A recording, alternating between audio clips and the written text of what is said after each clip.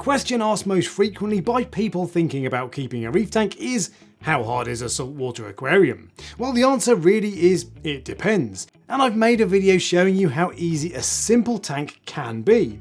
But today I'm going to show you the other side of the coin by telling you just how hard saltwater aquariums are most of the time, and why the difficulty is a big part of what makes the hobby so awesome. And if this video gives you a taste for saltwater, I upload a new video every week on all things reefing, so make sure you subscribe to the channel so you don't miss out when I upload. Now I know what some of you are thinking. You're thinking, Reef Dork, you handsome bastard, this is not my first rodeo, I've been keeping freshwater fish for years.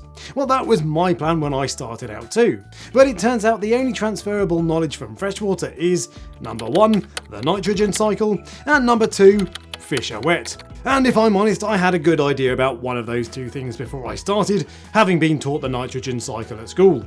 The diversity of life in saltwater is orders of magnitude greater than that of freshwater. So while freshwater will teach you that algae sometimes grows where you don't want it, it won't teach you about any of the 19 million types of algae, bacteria and other pests you'll likely encounter in the first few months of a marine tank. Now the ugly stage will usually burn itself off after a few months, but if it doesn't, it can be hard to keep sight of why you got into the hobby in the first place. And staring at different types of algae for months on end probably isn't exactly what you had in mind for the hobby. And watching that algae then grow over and kill your first coral isn't exactly fun. Which is why failing to get past the ugly stage in the first 12 months is what accounts for most new reefers leaving the hobby. And it's not just the early stages. My tank is over 4 years old, and as you can see, managing algae growth is an ongoing battle. And while there are some excellent online resources, like the very YouTube channel you're currently watching, when you go looking for a solution to your problems, you will rarely get a straight answer, because there is rarely a simple fix. It's enough to make you tear your hair out, and in fact I myself had a full head of hair as recently as 8 years ago when I started out in the hobby. And if you thought the technical side of the hobby was intimidating, wait until you see the equipment. On a freshwater tank, you'll usually have one filter in the form of a canister filter. Well, here's the filtration section on my tank. It's a dedicated filtration tank in a cabinet below my main tank, and it has 6 different filters, each of which performs a separate job. And this isn't even an especially complicated sump compared to many other tanks out there. And all of that equipment needs maintenance. I'm talking cleaning filters, testing water parameters, trimming corals, weekly water changes, cleaning the tank, calibrating monitoring equipment, mixing chemicals, the list goes on. And it's no exaggeration to say I could spend 3 hours a day tending to my own personal aquarium and still not get all of the necessary jobs done.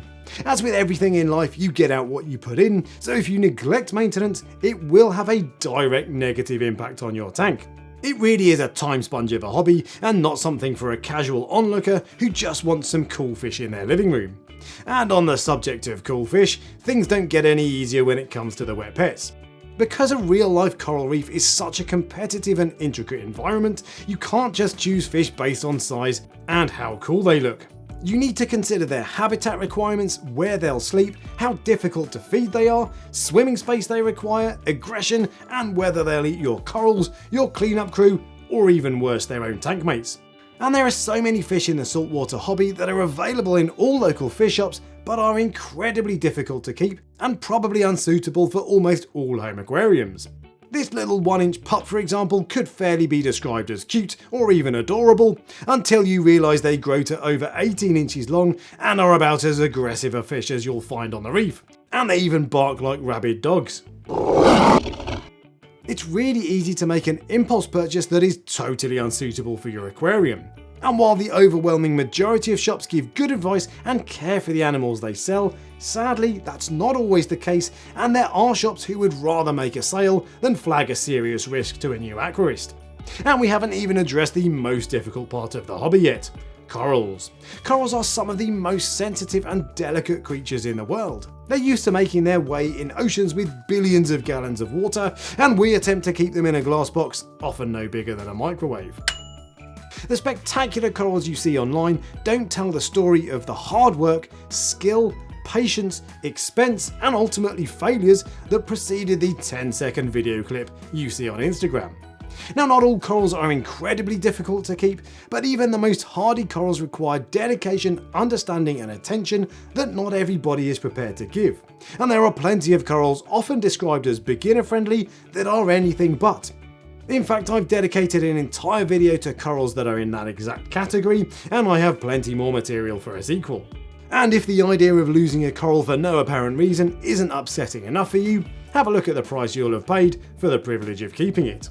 Now, I would forgive you if this video felt a bit doom and gloom to you so far, but it doesn't have to be so. And all I'm really saying is that keeping a saltwater aquarium isn't a hands-off hobby you can dip in and out of when you feel like. If you neglect your tank, it will suffer, and your animals won't thrive or even survive without your diligence and care. But if what I've said in this video sounds less like a nightmare and more like a challenge to you, there is no more rewarding and involving hobby in the world. The fish and corals we keep are difficult to care for, but they're not impossible, and it's the extra layer of difficulty that makes the hobby so engaging. You don't need a degree in marine biology to get started, just an open mind and an enthusiasm to keep learning. And the irony is that the kind of person who clicks on a video like this that seeks to tell you things you don't want to hear is probably the kind of person who'll make a conscientious marine aquarist. And if that sounds like you, I've made a video explaining the basics of the hobby in 10 minutes, as well as an easy tank setup guide to get you started.